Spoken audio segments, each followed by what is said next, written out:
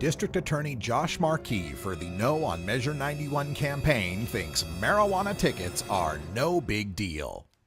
They say that 10,000, 12,000 people are arrested. No, they're not. They get a cite. If anybody's gotten a speeding ticket, it's uncomfortable, unpleasant. It's not a free ride in a police car. Because 150 of them got cited in my county.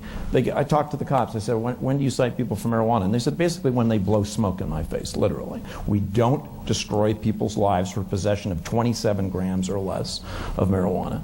And I find it a little incredible that you would minimize this to say this doesn't really matter. It's like getting it's not like getting a traffic ticket. Would you let me finish it? God forbid we would ever disrupt anybody's life for health or the welfare of the community. And they're also going to say, they say arrests and citations, arrests and citations.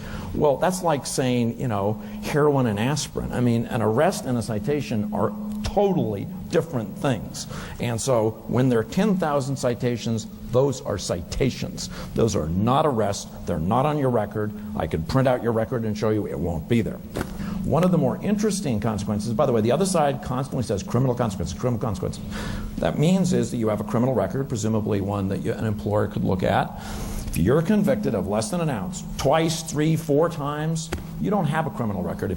I know Portland has a ban the box thing, but even they can maybe ask a question eventually. Have you ever been arrested? The answer is no, even on your 4th less than an ounce. If it's more than an ounce, yes. So there are not criminal consequences unless you're possessing a lot. That's basically the way law enforcement has treated marijuana in Oregon for the last 30 years. We have a minute left. Hold on, folks. The presumptive fine for a speeding ticket in Oregon is $110 if you drive up to 10 miles per hour over the limit, and up to $435 if you drive over 30 miles over the limit. The presumptive fine for possessing less than an ounce of marijuana in Oregon is $650. So possessing a little bit of marijuana in Oregon is punished more harshly than driving 99 miles per hour on the freeway. The maximum fine for speeding in Oregon is $2,000, even if you're driving 99 miles per hour through a construction zone. The maximum fine for possessing less than an ounce of marijuana in Oregon is also $2,000. If you speed in a school zone, your fines will double. If you possess less than an ounce of marijuana within 1,000 feet of a school, which is most people who live in a city, you can be arrested, jailed for a month, and have a lifelong criminal record. When you're ticketed for speeding, you're not fined again if you have a passenger in your car. When you're cited for possession of less than an ounce, if you were sharing less than 5 grams of marijuana with a friend, you can be cited for delivery of less than 5 grams and fined another $650. If you were sharing more than 5 grams with a friend, your delivery charge can earn you an arrest, a year in jail, and a criminal record.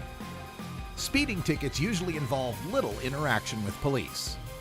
Possessing less than an ounce of marijuana can lead to long interactions with police that include frisks and vehicle searches.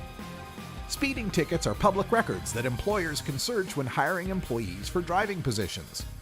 Marijuana citations are criminal violations that must be revealed by applicants for certain jobs, licenses, and security clearances, like district attorneys, for instance.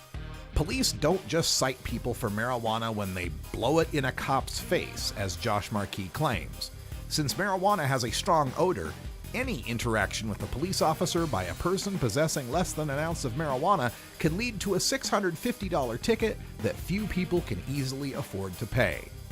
That fear of police interaction harms our society when someone possessing marijuana won't call police to report crimes they witness for fear that they too will be punished by the police.